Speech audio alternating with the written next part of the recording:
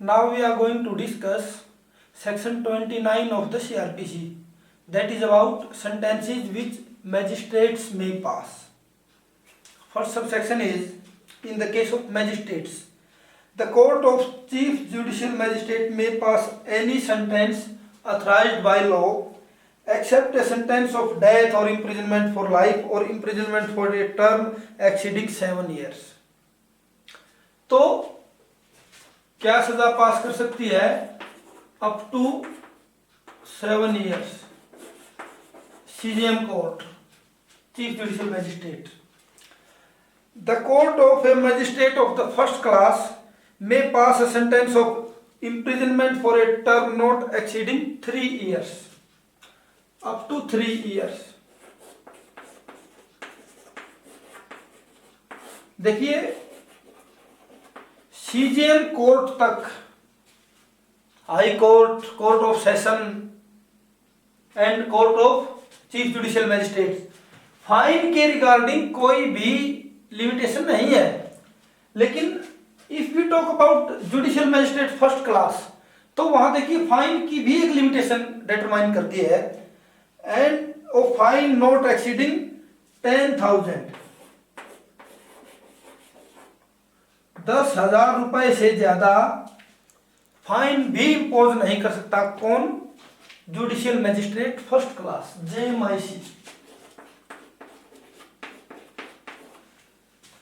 This is about CJM, chief judicial magistrate. The court of magistrate of second class, judicial magistrate second class, may pass a sentence of imprisonment for a term not exceeding 1 year. तो up to 1 year and a fine not exceeding 5,000 rupees.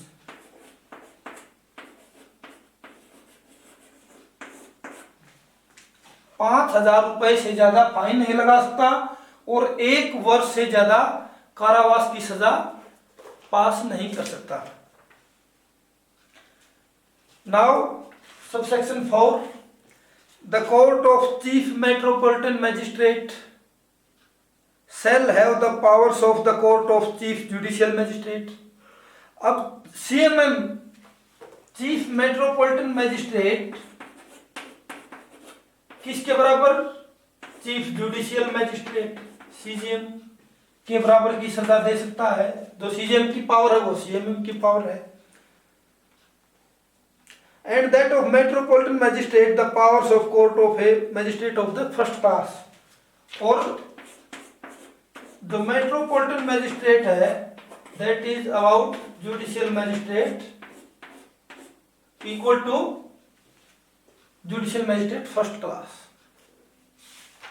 Now our question is, what about, सवाल क्या है,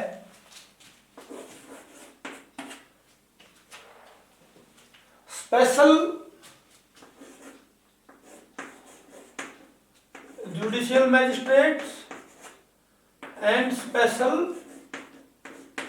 metropolitan magistrate.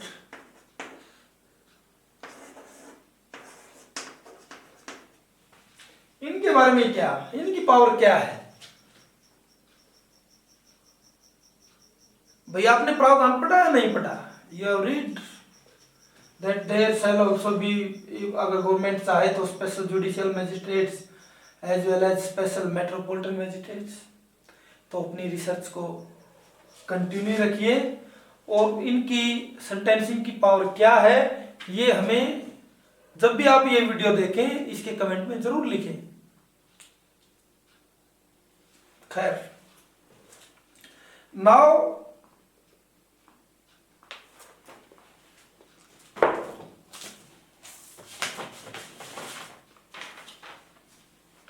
we are going to discuss a case law.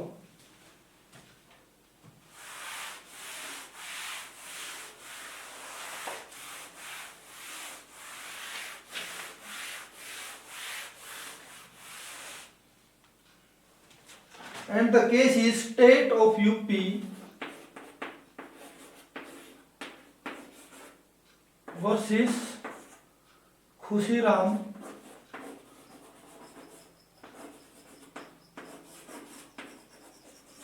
AIR 1960 Supreme Court।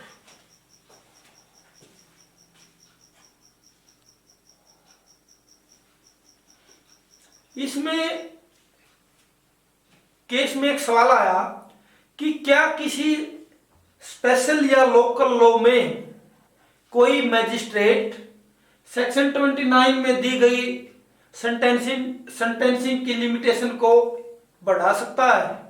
This was the question कि section 29 में limit लगा दी गई है कि magistrates में pass such and such sentences. Question arose in this case कि क्या कोई मैजिस्ट्रेट किसी स्पेशल या लोकल लॉ में इन लिमिटेशंस को ओवरराइड कर सकता है, लिमिटेशन को बढ़ा सकता है। That was the question. तो Supreme Court held a magistrate may exceed the limits prescribed by this section under any special or local law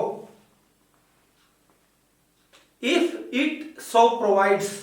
अगर किसी लोकल या स्पेशल लॉ में ऐसा मेंशन किया गया है तो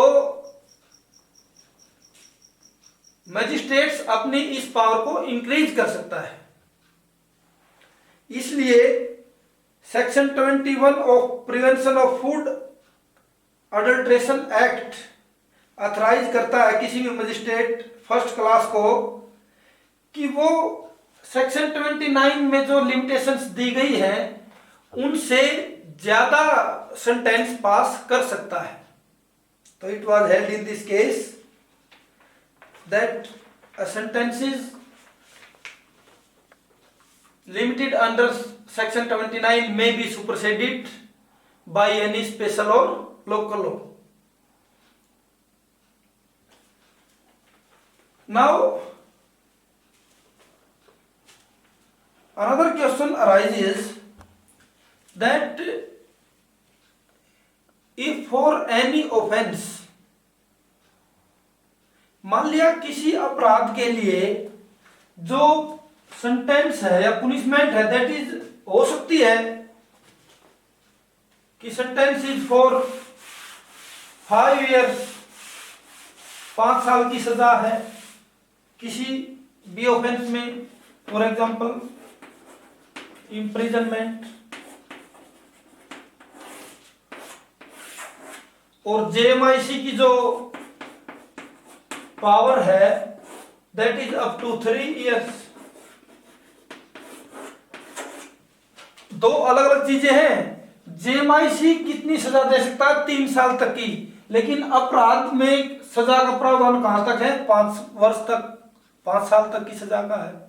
और जुडिशियल मैजिस्ट्रेट फर्स्ट क्लास को लगता है कि 3 वर्ष से ज्यादा, बल्कि इसमें तो 4 years ऑफ इम्प्रिजनमेंट होना चाहिए, 4 वर्ष तक की सजा इसमें होनी चाहिए। तो व्हाट जेएमआईसी वुड डू, क्या कर सकता है? For this there is a section. इस समस्या के समाधान के लिए आपके पास एक धारा है दैट इज सेक्शन 325 सीआरपीसी, जहां वो मैटर को चीफ जुडिशियल मैजिस्ट्रेट को रेफर कर सकता है कि साहब इसमें 4 वर्ष तक की सजा होनी चाहिए, लेकिन हमारी पावर 3 वर्ष तक की ही है। तो under section 325 of the CrPC matter को चीफ जुडिशियल मैजिस्ट्रेट को रेफर किया जा सकता है। तो इस समस्या का समाधान सेक्शन 325 में है। Now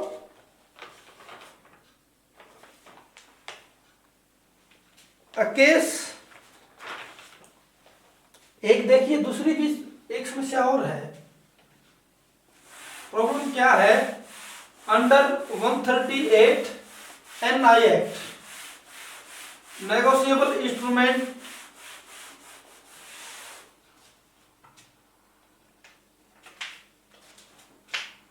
section 138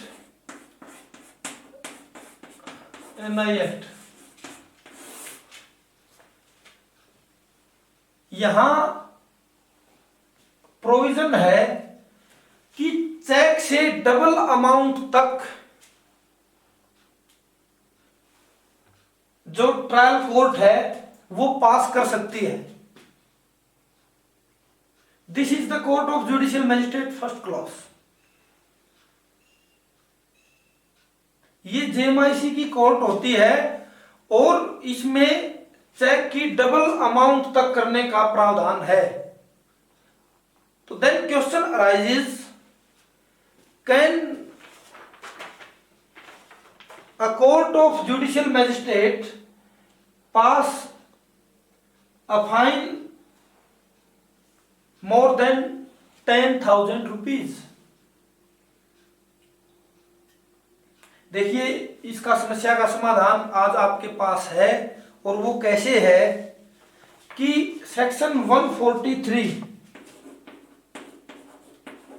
of the same act, NI Act, was amended in 2002 और वो कब से लागू है? With effect from 6/2/2003। और उस अमेंडमेंट में पार्लियामेंट ने मैजिस्ट्रेट्स को जुरिस्डिक्शन दे दिया गया है to impose the fine exceeding 10,000 rupees. हालांकि देखिए, ये एक समस्या थी कि कैन अ मजिस्ट्रेट में pass more than 10,000 rupees in 138 NI Act. तो 143 में अमेंडमेंट जो 2002 में हुआ, उससे ये प्रावधान जोड़ दिया गया है कि अब एक मैजिस्ट्रेट 10,000 रुपीज से ज्यादा कोई फाइन इंपोज कर सकता है। तो अब एनआई एक्ट में वो डबल अमाउंट का जो केस की जो समस्या थी वो नहीं रही है। I think in this way we have discussed section 29 of the CRPC fully. Enjoy the lecture. Thank you.